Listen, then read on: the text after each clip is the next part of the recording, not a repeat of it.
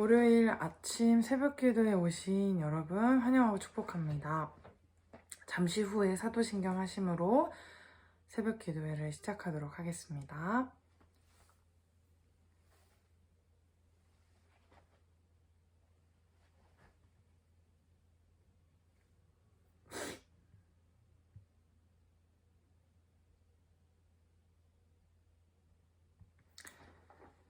사도신경 하심으로 신앙 고백 하시겠습니다. 전능하사 천지를 만드신 하나님 아버지를 내가 믿사오며 그 외아들 우리 주 예수 그리스도를 믿사오니 이는 성령으로 잉태하사 동정녀 마리아에게 나시고 본디오 빌라도에게 고난을 받으사 십자가에 못 박혀 죽으시고 장사한 지 사흘 만에 죽은 자 가운데서 다시 살아나시며 하늘에 오르사 전능하신 하나님 우편에 앉아 계시다가 저리로서 산자와 죽은 자를 심판하러 오시리라. 성령을 믿사오며 거룩한 공회와 성도가 서로 교통하는 것과 죄를 사하여 주시는 것과 몸이 다시 사는 것과 영원히 사는 것을 믿사옵나이다. 아멘. 함께 부를 찬송은 찬송가 425장입니다. 찬송가 425장입니다.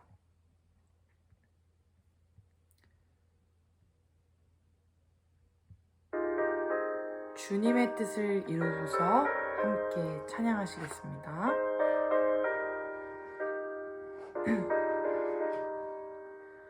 주님의 뜻을 이루소서 고요한 중에 기다리니 진흙과 같은 날 빚으사 주님의 형상 만드소서 주님의 뜻을 이루소서 주님 발 앞에 엎드리니 저의 맘속을 살피시사 눈보다 희게 하옵소서.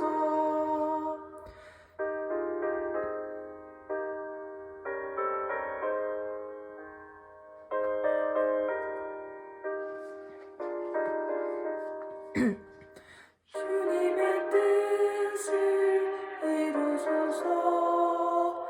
병들어 몸이 피곤할 때 전능의 손을 내게 펴서 건강케 하여 주옵소서.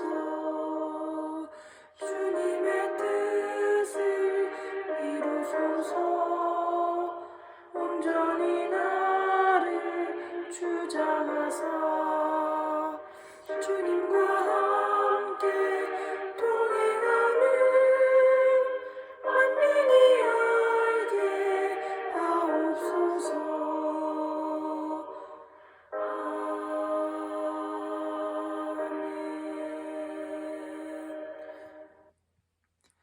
아멘.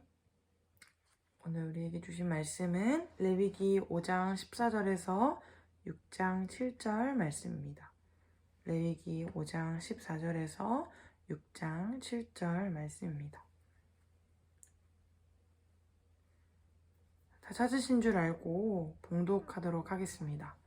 주님께서 모세에게 말씀하셨다.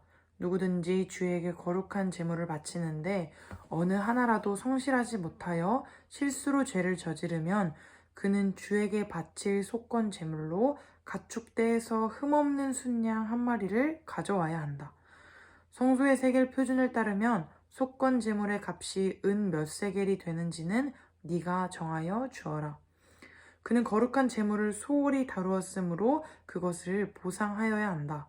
그러려면 그는 자기가 바쳐야 할 것의 5분의 1을 보태어 그것을 제사장에게로 가져가야 한다. 제사장이 속건 제물인 순양에 해당하는 벌금을 받고서 그의 죄를 속하여 주면 그는 용서를 받는다. 나 주가 하지 말라고 명한 것 가운데서 어떤 것을 하여 잘못을 저질렀으면 비록 그가 그것이 금지된 것인 줄을 몰랐다고 하더라도 그에게는 허물이 있다. 그는 자기가 저지른 악행의 결과에 책임을 져야 한다. 그는 가축대에서 흠없는 순양 한 마리를 제사장에게 가져가야 한다. 속건제물로 바치는 값은 네가 정하여 주어라. 그리하여 그가 알지 못하고 실수로 저지른 잘못은 제사장이 그의 죄를 속하여 주면 그는 용서를 받는다. 이것이 속건제사이다. 그는 주를 거역하였으니 이 일에 책임을 져야 한다. 주님께서 모세에게 말씀하셨다. 누구든지 나 주에게 성실하지 못하여 죄를 지으면 곧 이웃이 맡긴 물건이나 담보물을 속이거나 도둑질을 하거나 이웃의 것을 강제로 빼앗거나 남의 잃어버린 물건을 줍고도 감추거나 거짓 증언을 하거나 사람이 하면 죄가 되는 일들 가운데서 어느 하나라도 하면 그래서 그가 그런 죄를 짓고 유죄 판결을 받으면 그는 자기가 강도짓을 하여 훔친 물건이든 강제로 빼앗아서 가진 물건이든 맡고 있는 물건이든 남이 잃어버린 물건을 가지고 있는 것이든 거짓으로 증언하면서까지 자기의 것이라고 우긴 물건이든 모두 물어내야 한다. 그는 이 모든 것을 모자람이 없이 다 갚아야 할 뿐 아니라 물어내는 물건값의 5분의 1에 해당하는 값을 보태어 본래의 임자에게 갚되 속건제물을 바치는 날로 갚아야 한다. 그는 주에게 바치는 속건 제물을 제사장에게 가져가야 한다. 그것은 양떼 가운데서 고른 흠 없는 순양 한 마리로서 그 속건 제물의 값은 네가 정하여 주어라. 제사장이 주 앞에서 그의 죄를 속하여 주면 그는 사람이 하면 죄가 되는 일들 가운데서 어느 하나라도 하여 지은 그 죄를 용서받게 된다. 아멘. 오늘 본문은 속건 제물에 대한 설명입니다. 본문 이해에 앞서 용서에 대해서 생각해 보려고 합니다. 우리는 생각보다 용서를 쉽게 이야기하곤 합니다. 하나님은 사랑의 하나님이시니까, 하나님은 자비의 하나님이시니까 괜찮아. 하나님은 다 이해하시고 다 용서하셨어. 하나님께서 나를 용서하셨으니까 다 괜찮아. 이렇게 생각하는 경향이 있습니다. 물론 맞습니다. 그렇지만 때로 우리는 내 죄로 인해서 누가 피해를 받나? 누가 다쳤나? 는 상관없고 죄의 해결, 나의 그 문제의 해결에만 초점이 맞춰 있기도 합니다. 이런 안일한 마음이 우리에게는 없는지 돌아보면서 말씀을 시작하려고 합니다. 속건제를 통해 용서에 대한 개념을 올바로 정립하시는 이 아침 되시길 소원합니다. 오늘 본문은 세 단락으로 나눌 수 있습니다. 먼저 5장 14절부터 19절까지인데 14절에서 16절까지는 성물을 범했을 때 드리는 속건 제물에 대한 이야기이고요. 19절까지는 계명을 어겼을 때 드리는 속건제에 대한 이야기입니다. 6장 1절에서 7절까지 말씀은 사람과 관계된 속건 제물에 대한 이야기입니다. 이것을 구분하기 쉽게 저는 15절과 17절과 6장 2절, 15절과 17절과 6장 2절에 있는 누구든지 라는 단어에 주목하면서 보았습니다. 누구든지 성물에 대한 범죄를, 누구든지 계명을 어겼을 때는, 누구든지 사람과 관계된 잘못을 했을 때는 이렇게 세 단락으로 나눌 수 있다고 생각하시면 됩니다. 속건제는 죄를 지어서 경제적인 손해를 입히거나 관계를 깨뜨렸을 때 이를 배상하고 회복하기 위해서 드리는 제사입니다. 속건제의 가장 큰 특징을 뽑자면 배상입니다. 이 앞에서 보았었던 속죄제처럼 이 부지 중에 오늘 자주 등장할 것 같은데 이 부지 중에라는 말은 실수로 범죄했다고 하는 것인데 실수로 범죄했다는 것은 동일하지만 여기서 오늘 속건제에서 사용된 이 범죄하다라는 단어는 하나님께 합당하지 않은 신성모독을 행하거나 하나님과 맺은 언약에 신실하지 못하거나 사람과의 관계에서 거짓말을 해서 신뢰를 깨뜨렸을 때 쓰이는 단어라는 점에서 속죄제와는 다릅니다. 이 성물을 더럽히거나 만약에 남의 것을 부당하게 취했을 때는 손해를 입힌 것에 5분의 1을 더해서 보상해야 합니다. 하나님의 계명을 어겨서 하나님과의 관계가 깨졌을 때도 속건제를 드렸는데 배상을 먼저 한 후에 속건제 제사를 드립니다. 여기서는 아까 말했던 그 세 단락 이것을 기억하면 좋을 것 같습니다. 성물을 범했을 때, 계명을 범했을 때, 또 남의 것을 부당하게 취하는 등 이렇게 사람과의 관계에 대한 속건제물을 오늘 본문에서 말하고 있습니다. 여호와의 성물에 대해서 먼저 보겠습니다. 여호와의 성물은요, 성소에 관련된 모든 것을 말합니다. 성물을 실수로 잘못 다루었을 때 속건제의 대상이 되는 것입니다. 하지만 만일 누군가 고의로 성물을 먹었다면 레위기 22장에 나오듯이 형벌을 받게 됩니다. 여호수아 7장에서 아간이 헤렘 아래에 있는 물건을 훔친 죄가 여기에 속하고요. 역대하에서 우시아가 성소의 향단을 분향하였다가 나병에 걸려서 성전에 다시 가지 못하고 궁전 한편에서 갇혀 살아야 했었는데 그가 그때 범한 죄가 이 사람들이 이렇게 범했던 죄들을 가리키는 것입니다. 이 고의로 방금 제가 설명했던 그 범죄들을 이렇게 가리키고 있는 것입니다. 16절은 성물에 대한 범죄를 어떻게 해결하는지 방법을 제시해주고 있습니다. 불경한 행동으로 더럽혀진 성물은 우선 대체되어야 했습니다. 이를 대체하기 위해서 범죄한 사람은 그 성물 가치의 5분의 1을 더해서 배상해야 했고요. 출애굽기 22장을 보면 양이나 소를 도둑질한 경우에 벌금을 4배나 5배까지 요구를 합니다. 그런 걸로 봤을 때는 이 레위기의 사례는 이 고의로 남의 재산을 취득하거나 강탈하긴 했지만 나중에 양심의 가책을 느낀 경우로 볼 수 있습니다. 자수를 한 경우라고 볼 수 있습니다. 이 벌금이 4배나 5배는 아니고 5분의 1만 내는 것이기 때문이죠. 속건제는 기본적으로 참회와 자백과 죄책감을 동반하는 제사입니다. 따라서 이 경우는 범죄자가 스스로 잘못을 인정하고 물건을 원주인에게 돌려준 경우에 해당할 것입니다. 일부 학자들은 이렇게 속건제의 경미한 벌금에 대해서 왜 이렇게 벌금이 적은지에 대해서 회개를 권장해서 사회적 약자였을 피해자에게 재산을 되찾아 주려는 의도가 담겨 있다고 주장하기도 합니다. 쉽게 말하면 자수를 유도하기 위한 징벌 감면책으로 볼 수 있다는 것이죠.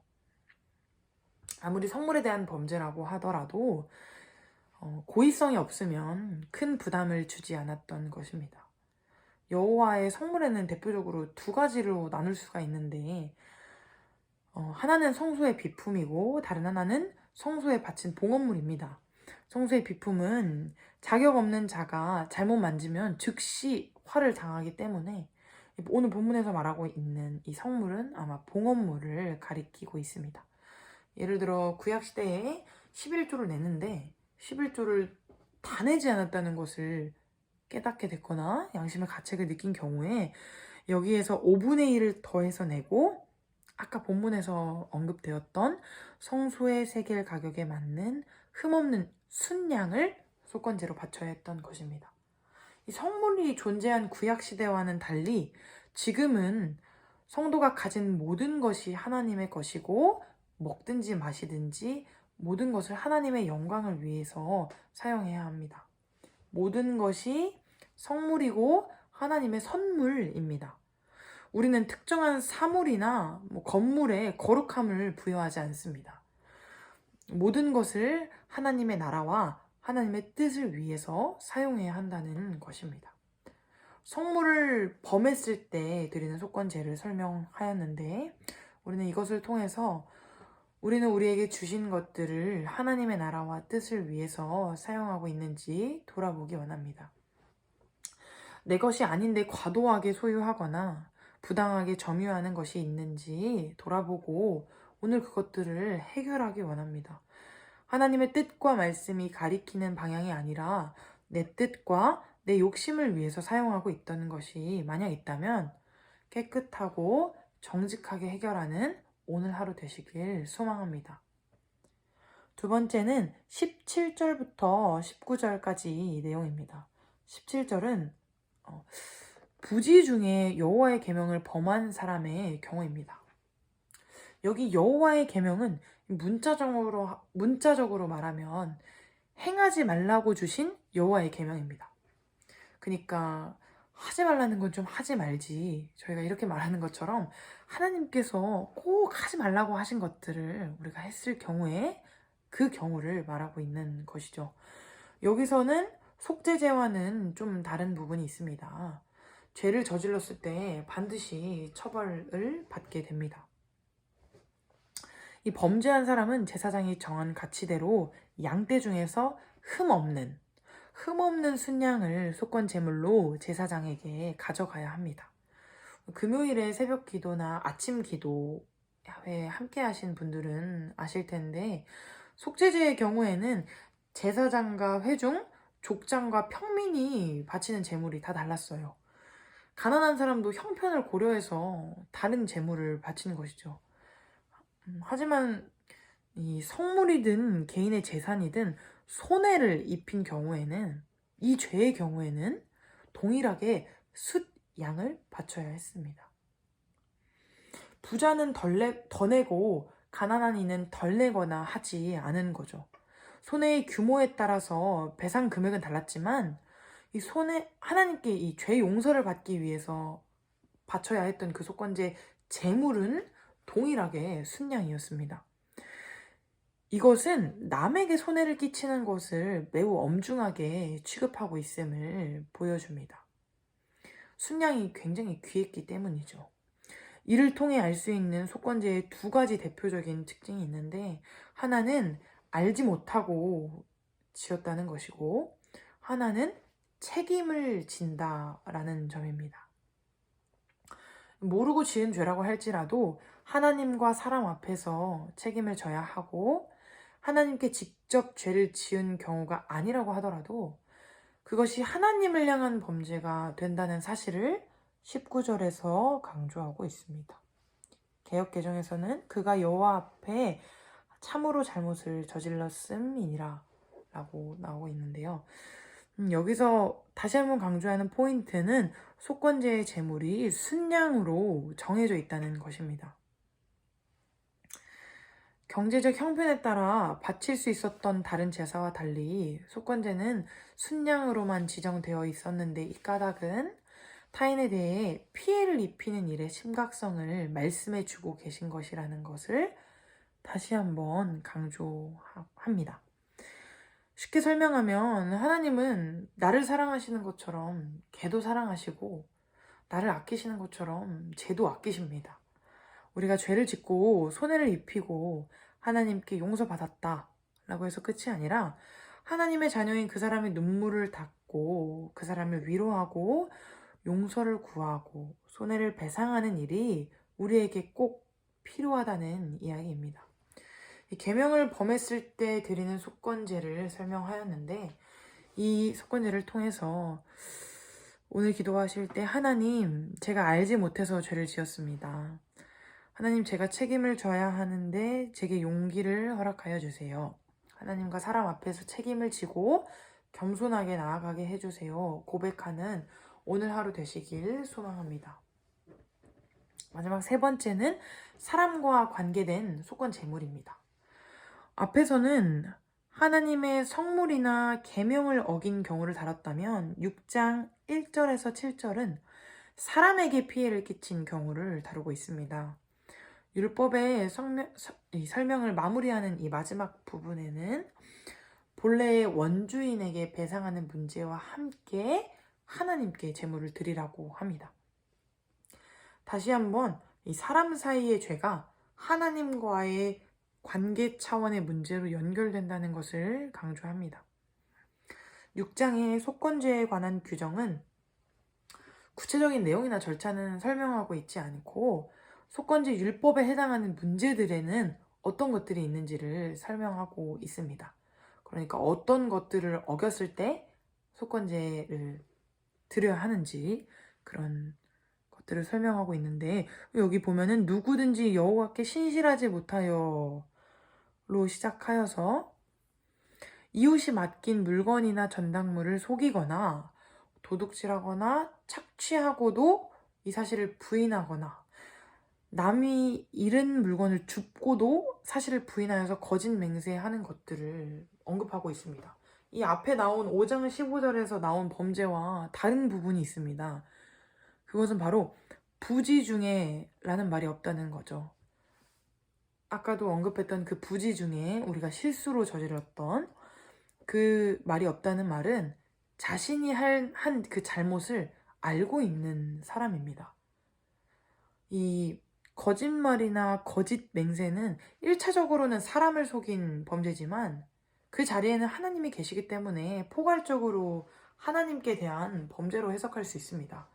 전당물을 속이거나로 번역된 부분은 이 손에 둔 것에서 속였다라는 것인데 이웃에게 빌려준 것이 될 수도 있고 이웃과 함께 동업하는 경우에 투자한 것을 의미할 수도 있습니다.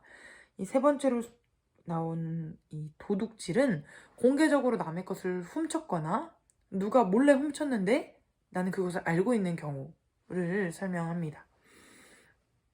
이는 권력과 지위를 이용해서 그것들을 차지하는 경우를 말합니다. 네 번째는 이웃을 착취하는 경우인데 이것은 마땅히 받아야 할 것을 지불하지 않는 경우입니다. 보통 임금이 보통 그렇죠.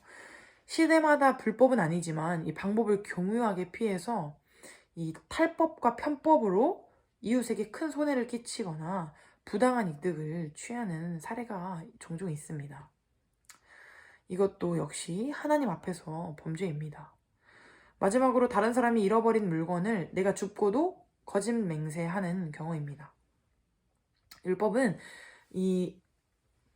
자신의 원수나 형제의 소나 그런 나귀가 길을 잃었을 때 반드시 주인에게 돌아가라고 규정하고 있습니다. 만약 길에 있는 소를 돌려보내지 않고 가져갔는데 아무도 안 받고 나도 끝까지 아무도 안 봤으니까 결백을 주장할 수 있습니다. 그러나 그 사람은 알고 있고 무엇보다 하나님은 알고 계십니다. 이런 죄들을 저질렀을 때 범죄자는 그 물건을 주인에게 돌려주어야 합니다. 돌려줄 때 원금의 20%를 더하여 배상해야 하고요.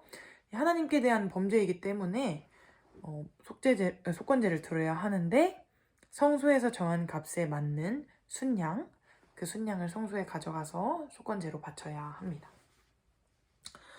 원래는 속임수, 착취, 도둑질, 거짓 맹세, 강탈 등의 죄는 4배 혹은 5배라고 설명했습니다. 하지만 지금은 양심의 가책을 느끼고 자수한 상황이겠죠. 그래서 원금을 다 돌려주고 20%를 더 내고 속건제 순양을 바칩니다. 사랑하는 사랑교회 성도 여러분, 이제라도 너무 늦지 않게 하나님 앞에서 돌이키시는 저와 여러분 되기를 소원합니다. 이 부동산 투기나 임금 착취 등의 죄는 물론이고 속이거나 빼앗거나 거짓을 일삼았던 남이 알든 모르든 그 모든 흔적들이 만약 우리에게 있다면 어서 돌아보고 주인에게 돌려주어야 합니다.